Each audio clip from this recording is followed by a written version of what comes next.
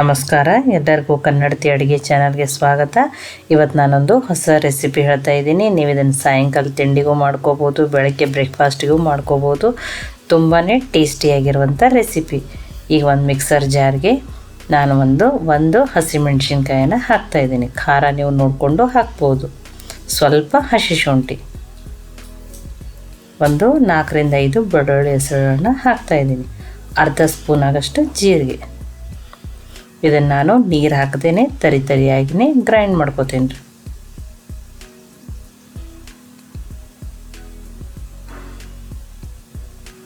ನೋಡಿ, ಈಗ ಇದು ಗ್ರೈಂಡ್ ಆಗಿದೆ. ಈ ಥರ ತರಿಯಾಗಿದ್ರೆ ಟೇಸ್ಟ್ ಚೆನ್ನಾಗಿ ಕೊಡ್ತದೆ ರೀ. ಇದನ್ನು ನಾನು ಆಮೇಲೆ ಯೂಸ್ ಮಾಡ್ತೀನಿ ರೀ. ಈಗ ಇಲ್ಲಿ ಒಂದು ಜಾರ್ಗೆ ನಾನು 2 ಹಸಿ ಆಲೂಗಡ್ಡೆಯನ್ನು ತುರಿದ್ಬಿಟ್ಟು ನೀರಿನಲ್ಲಿ ಹಾಕಿ 2-3 ಬಾರಿ ತೊಳೆದು ಸ್ಟಾರ್ಚ್ ಹೋಗೋಂಗೆ ತೆಗೆದಿಟ್ಕೊಂಡಿದ್ದೆ ರೀ. ಇದನ್ನು ಈಗ ನೀರಿನಲ್ಲೇ ಇಟ್ಟಿದ್ದೆ, ಕಪ್ಪಾಗಬಾರ್ದು ಅಂಥೇಳಿ. ಇದನ್ನು ಈ ರೀತಿ ಕೈಯಲ್ಲಿ ನೀರನ್ನು ಹಿಂಡಿ ನಾನು ಇದ್ರೊಳಗೆ ಹಾಕ್ತೀನಿ ರೀ.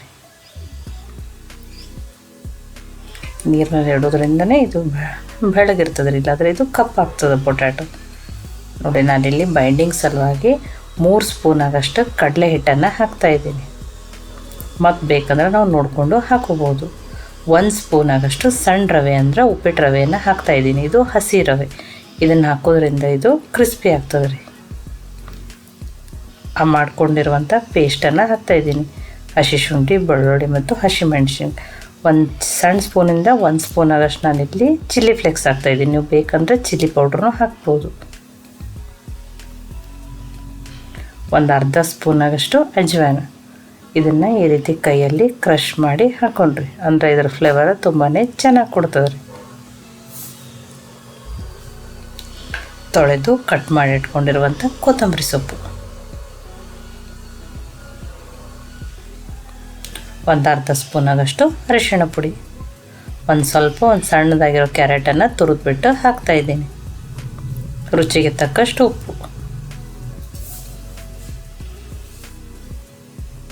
ನಾನಿಲ್ಲಿ 1 ಸ್ಪೂನ್ ಆಗಷ್ಟು ನಿಂಬೆ ರಸ ಹಾಕ್ತಾಯಿದ್ದೀನಿ. ನೀವು ಇಲ್ಲಾಂದ್ರೆ ಅರ್ಧ ಸ್ಪೂನ್ ಆಗಷ್ಟು ಚಾಟ್ ಮಸಾಲನೂ ಹಾಕ್ಬೋದು. ಇದನ್ನೀಗ ಮಿಕ್ಸ್ ಮಾಡೋಣ್ರಿ. ಮೊದಲು ಇದನ್ನು ಹಾಗೇ ಮಿಕ್ಸ್ ಮಾಡ್ಕೊಳ್ಳೋಣ್ರಿ, ಯಾವುದೇ ರೀತಿ ನೀರು ಹಾಕಿದ ಹಾಗೇ. ನೋಡಿ, ಈ ಥರ ಈಗ ಇಷ್ಟು ನೀರು ಹಾಕದೇನೆ ಮಿಕ್ಸ್ ಆಗ್ಯದ ರೀ.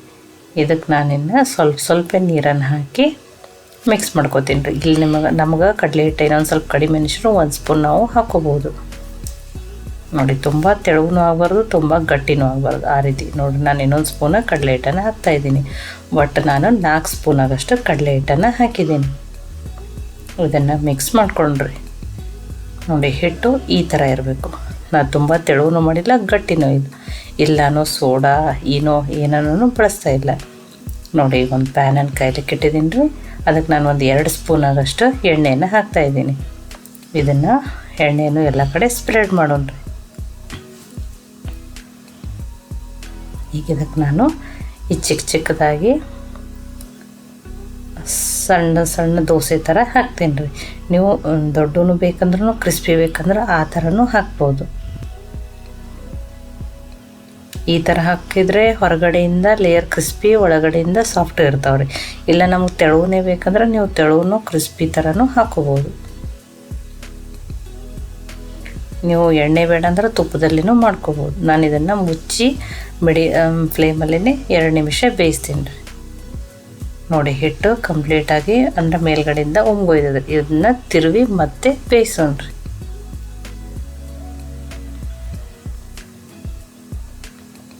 ಅದನ್ನು ಇನ್ನೊಂದು ಸ್ವಲ್ಪ ಹಸಿ ಇರೋದ್ರಿಂದ ಆಮೇಲೆ ತಿರುವಿ ಬೇಯಿಸ್ತೇನೆ. ನೋಡಿ, ಈಗ 2 ಕಡೆಯಿಂದನೂ ಕರೆಕ್ಟಾಗಿ ಬೇಯಿಸೋಣ್ರಿ. ನೋಡಿ, 2 ಕಡೆನೂ ಬೇಯ್ದವ್ರಿ. ಇದನ್ನು ನೀವು ಬಿಸಿ ಹಾಗೇನೂ ತಿನ್ಬೋದು, ಕಿಚಪ್ ಜೊತೆ. ನೋಡಿರಿ, ಕಲರೂ ರವೆ ಹಾಕೋದ್ರಿಂದ ಕೆಂಪಗಾಗಿ ಕ್ರಿಸ್ಪಿನೂ ಆಗಿರ್ತಾವೆ, ಒಳಗಡೆಯಿಂದ ಪೊಟ್ಯಾಟೊ ಇರೋದ್ರಿಂದ ತುಂಬಾ ಸಾಫ್ಟು ಆಗಿರ್ತಾವೆ ರೀ. ಇದನ್ನು ಬಿಸಿ ಮಕ್ಕಳು ಹಾಗೇನೂ ತಿನ್ಬೋದು, ಕಿಚಪ್ ದೋಸೆನೂ ತಿನ್ಬೋದು. ಈ ರೆಸಿಪಿ ಇಷ್ಟ ಆಗಿತ್ತಂದ್ರೆ ಲೈಕ್ ಮಾಡಿ, ಶೇರ್ ಮಾಡಿ, ಕಮೆಂಟ್ ಮಾಡಿರಿ. ಖಂಡಿತನೂ ಇದನ್ನು ನೀವು ಟ್ರೈ ಮಾಡಿರಿ. ಮತ್ತೆ ಒಳ್ಳೆ ರೆಸಿಪಿ ಜೊತೆ ಸಿಗೋಣ. ಎಲ್ಲರಿಗೂ ಧನ್ಯವಾದಗಳು.